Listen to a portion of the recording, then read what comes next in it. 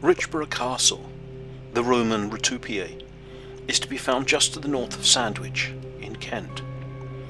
It is in the care of English Heritage, who look after the substantial remains of the massive shore fort walls, which still stand to a height of several metres, the excavated remains of the earlier fort, plus a newly reconstructed 1st century AD gateway. Although the site is now 2.5 miles inland from the current shoreline, in Roman times Rutupiae was a small island, with a large natural harbour at the southern end of the strategically important Wantsum Channel. It was separated from the mainland by a narrow tidal channel. A causeway across this became the terminus of the Roman road we know now as Watling Street.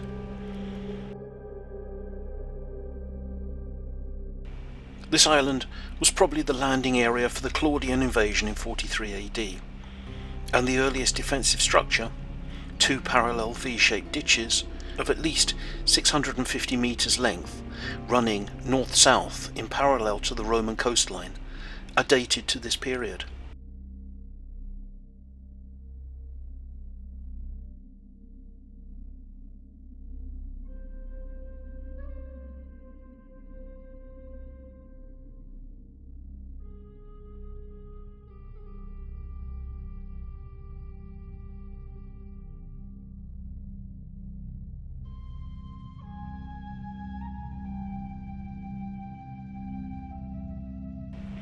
It is thought that these were excavated to protect the invasion beachhead and supply depot.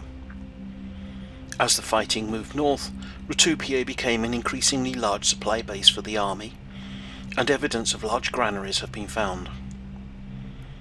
Later, a civilian settlement grew up around this fortified supply base. This vicus and later town has been demonstrated by geophysical and aerial surveys to have extended over an area of at least 21 hectares and incorporated temples and an amphitheatre.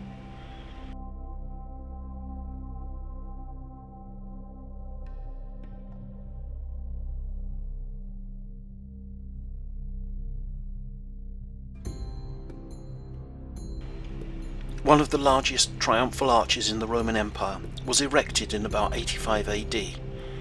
At almost 82 feet in height, it had a facade of high-quality Italian granite, adorned with sculptures and inscriptions. Standing as it did straddling Watling Street, between the port and the province, passage through the arch signified formal entry into Britannia. Its position and size suggest it may have been built to celebrate the final conquest of Britain after Agricola's victory at the Battle of Mons Graupius in 83 or possibly 84 AD. Only the foundations and mound of the Richborough Arch are now visible.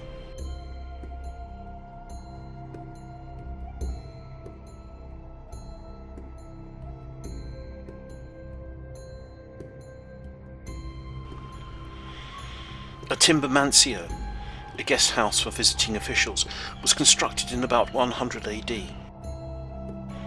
and this was rebuilt in stone in the 2nd century AD.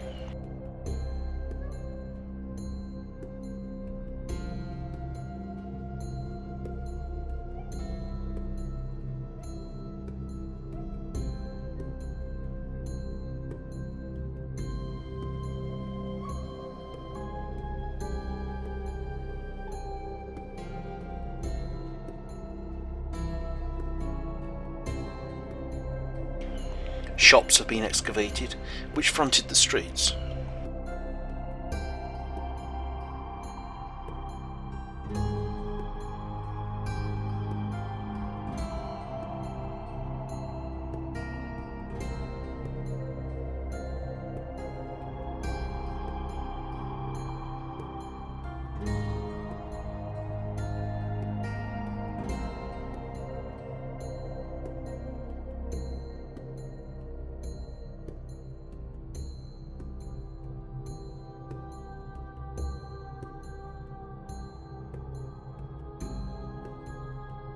This was the large thriving town of Rutupiae until about 250 AD, when a drastic change occurred in response to attacks by Saxon and Frankish raiders in the English Channel.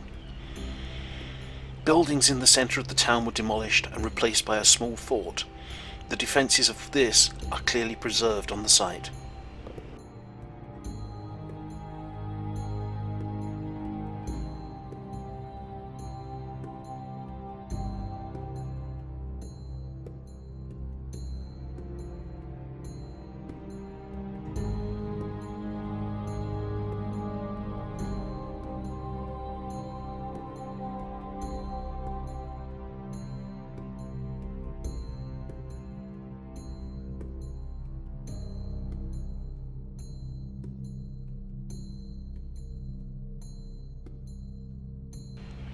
From perhaps 277 to 290 AD, a larger stone fort was constructed, which encompassed more of the town and enclosed the earlier fort.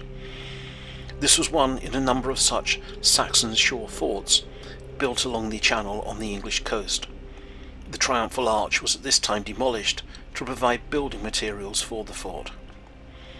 This shore fort was 5 acres in area, with massive stone walls of small ashlar and double tile courses that in places reached over 25 feet in height. It was constructed to a plan conforming to an almost perfect square, with the main entrance in the west wall. The north and south walls were constructed differently. The north seems to have been constructed piecemeal by separate gangs of labourers, while the south wall seems to have been built by a single unit. This is suggested to be evidence that the north wall was built after the south wall.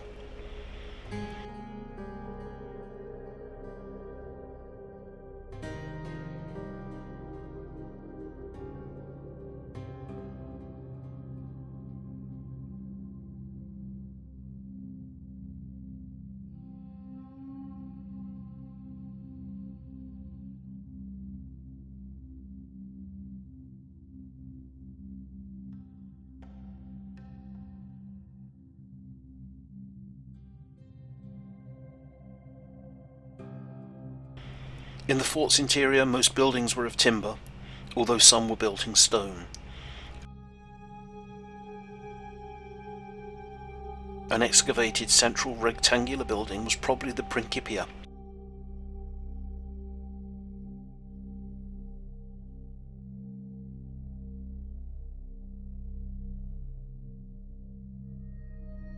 And there was also a small stone-built baths.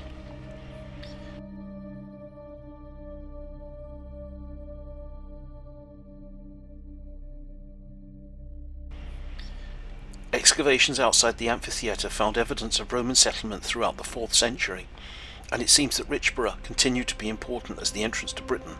Indeed, at the very end of the Roman administration of Britain in the early 5th century, it may very well have been the last site in the province of Britannia to which Roman coins were supplied. The fort of Rutupiae was abandoned after the edict of Honorius in 410 AD, but evidence from the site seems to suggest some continuity of occupation, although much reduced, for the foundations of a timber church dated as early as the 7th century have been found.